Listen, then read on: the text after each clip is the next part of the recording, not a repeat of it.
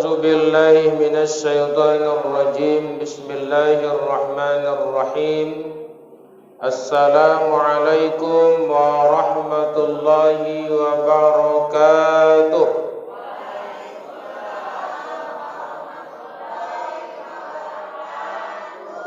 Bismillah, alhamdulillah wa syukrillah wassalatu wassalamu ala rasulillah.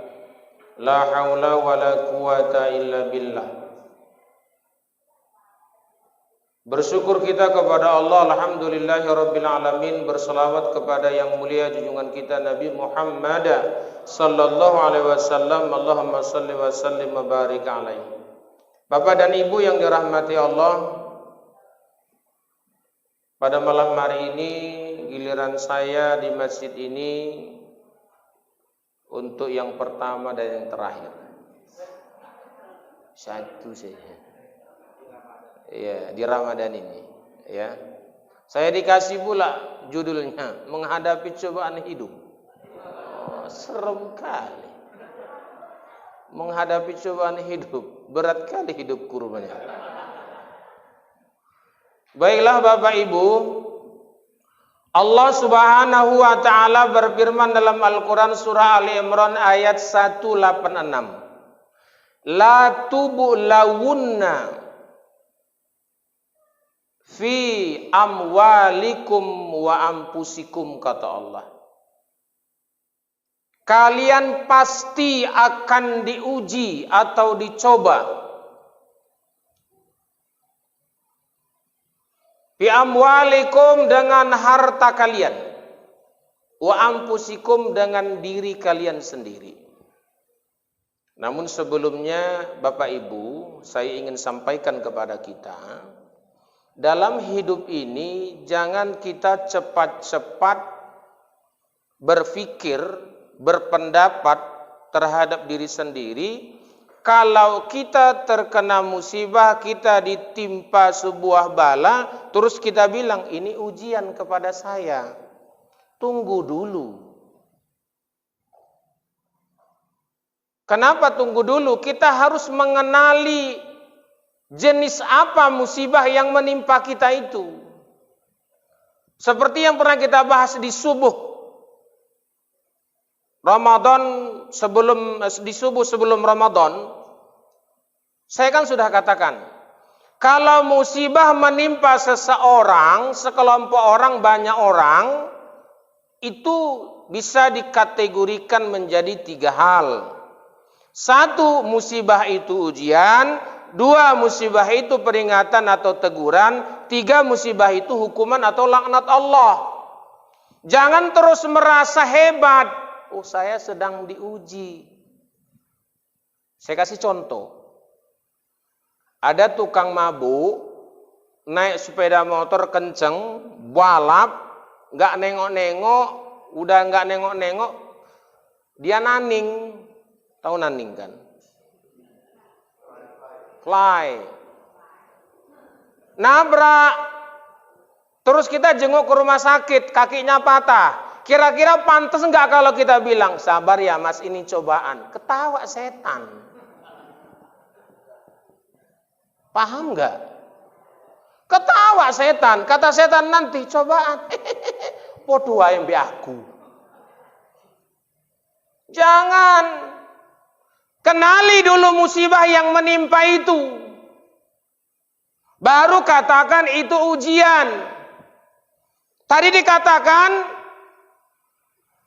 kalian pasti diuji dengan harta kalian. Saya ingin kasih tahu, kalau harta yang didapat dari yang haram kemudian hilang, itu bukan ujian, bos. Itu hukuman. Tapi kalau sampean nabung bertahun-tahun, apakah dengan bertani, dengan berternak ayam, terus beli sepeda motor, hilang, itu namanya sampean sedang diuji Allah. Masih mau nggak bertani ngumpulin duit? Ini uang hasil korupsi, beli sepeda motor hilang, aku diuji.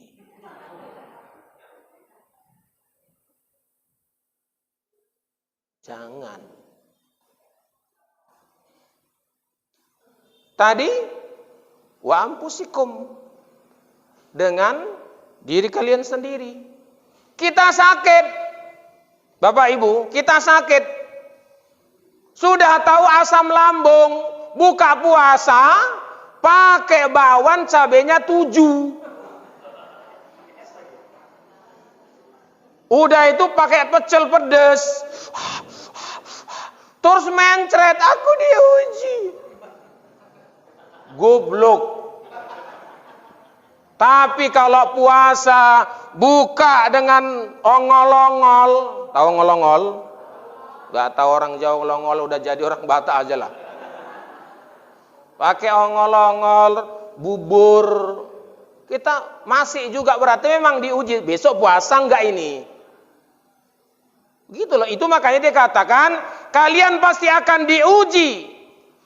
La tubluwannakum, kalian akan diuji fi amwalikum, dengan harta kalian, wa ampusikum, dengan diri kalian sendiri.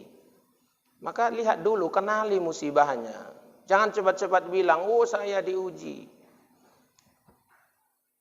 Bagaimana cara menghadapinya? Setelah kita kenali musibah itu, kita kenali musibah, kita diuji memang oleh Allah. Karena itu memang judulnya tadi adalah menghadapi ujian hidup, cobaan hidup. Kalau itu memang benar, maka apa yang dilakukan? Di dalam kitab Al-Ihya Ulumuddin yang ditulis oleh Imam Al-Hadali, ketika kita menghadapi musibah, maka 5 langkah kita lakukan. Pertama kata beliau, ikhlas. Ikhlas. Datang Ustaz nasihati, ikhlas ya Pak? Saya ikhlas Ustaz, tapi. Itu bukan ikhlas kalau masih tapi. Tapi kenapa Pak? Lama kali Pak Ustaz. Ikhlas itu nggak pakai tapi. Ikhlas sampean? Ikhlas Pak Ustaz. Alhamdulillah. Baru yang kedua sabar. Setelah ikhlas, sabar. Sabar dalam artian kata berapa lama pun datangnya musibah itu, seperti apapun efek dari musibah itu, sabar. Hari ini saudara-saudara kita di Takengon dari kemarin kena musibah. Kita lihat tayangan, ada siaran langsung segala macam. Kita lihat betapa hebatnya kepada mereka musibah. Ya, ini di bulan Ramadan. Kebetulan ada teman anak saya, udah berapa kali nginap di rumah, juga rumahnya terkena. Saya katakan, Bapak Ibu,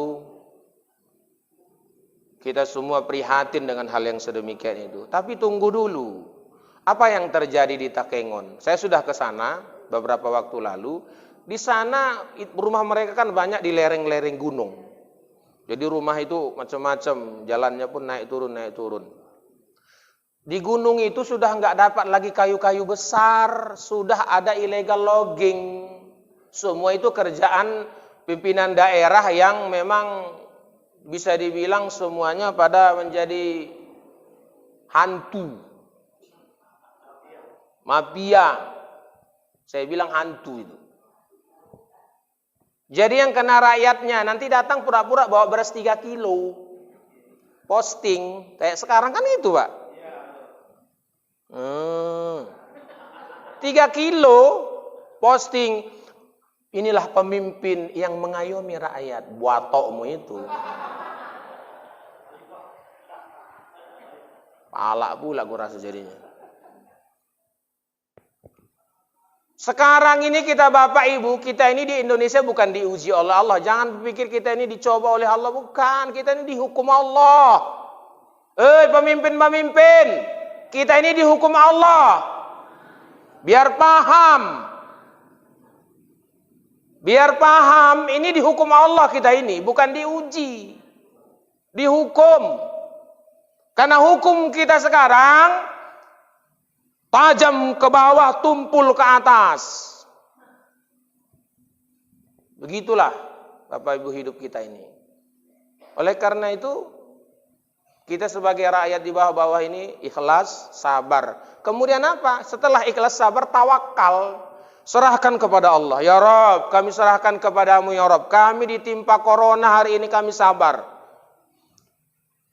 Pemerintah membuat gratis listrik 4,5 sama 9 yang ada kode RI-nya. Tapi yang lain rupanya yang bayar. Awak yang bayar yang lain. Waduh. Iki pemerintah pinter gomblok-gomblokin kita.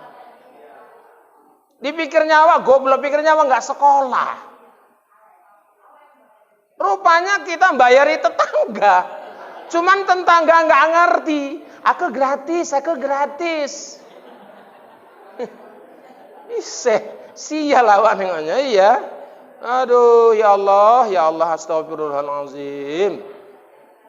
Begitu corona naik, sumbangan lah BPJS naik meneh. Aduh. Ya Allah, nek eneng negara nampung aku ora pindah negara aku. Tenan. Tapi enggak eneng, elek. Iya. Ya. Tadi pertama apa Bapak Ibu? Ikhlas, kedua sabar, ketiga tawakal. Setelah kita bertawakal, yang keempat apa? Tingkatkan ibadah. Ibadah ditingkatkan. Kalau kita diuji berarti kita mau naik kelas. Kayak orang ujian semester 1, semester 2 itu kan mau naik kelas itu. Diuji itu mau naik kelas, maka tingkatkan ibadah. Hah? Ini kan judulnya tadi cobaan.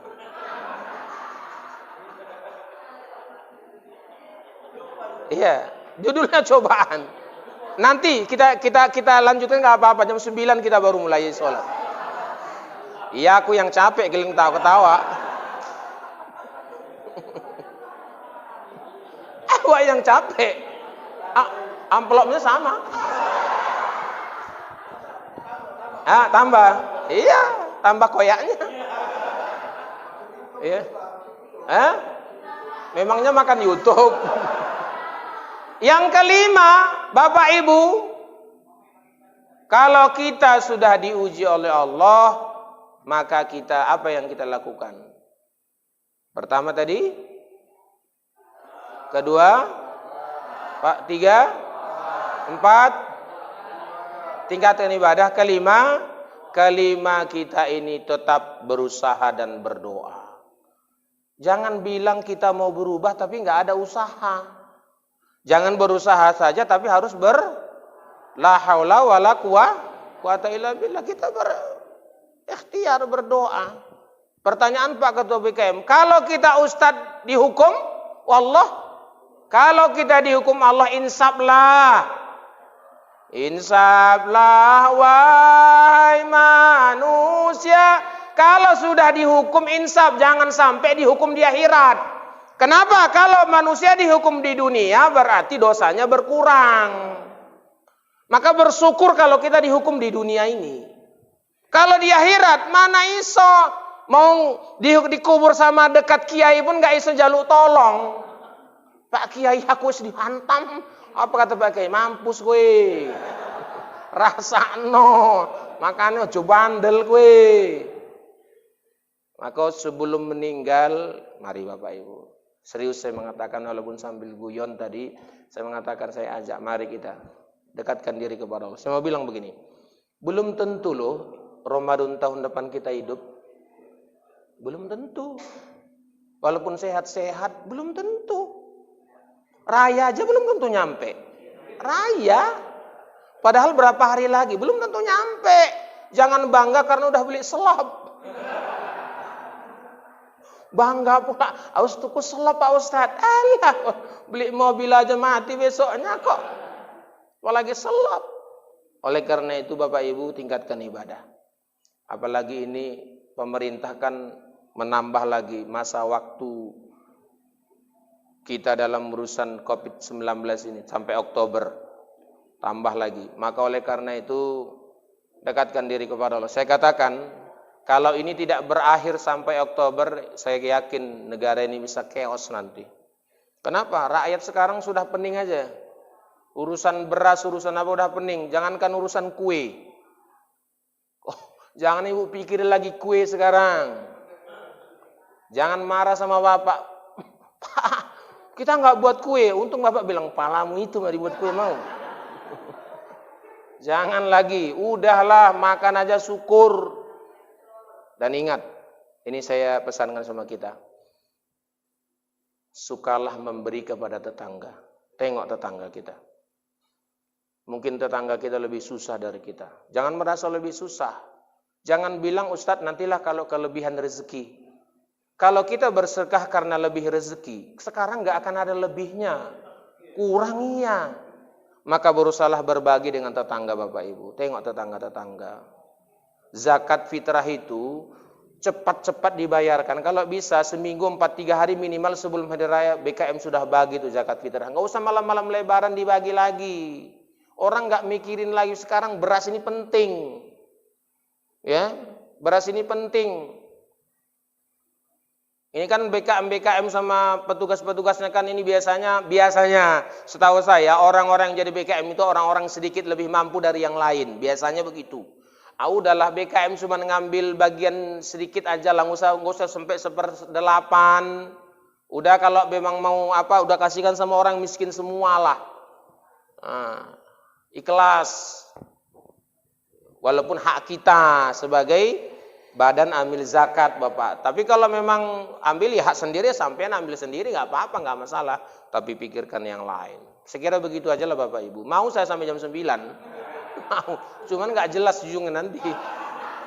Awak juga yang imam kan masalahnya itu kan.